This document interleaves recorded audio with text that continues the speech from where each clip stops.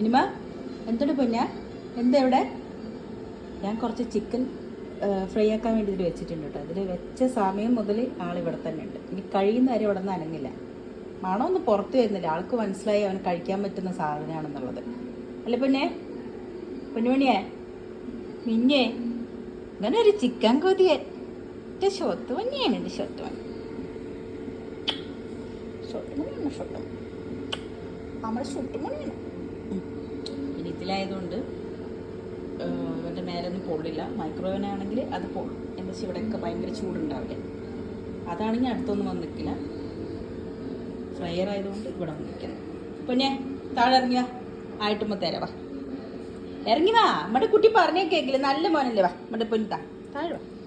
താഴെ വാടാ, നമ്മുടെ സ്വത്തല്ലേ. വാടാ, നമ്മുടെ പൊന്നില്ലേ. താഴെ ഇറങ്ങി വാ, താഴെ ഇറങ്ങി വാ. അതൊക്കെ തട്ടിമറിച്ചിടുപ്പം മേത്ത്. വാ.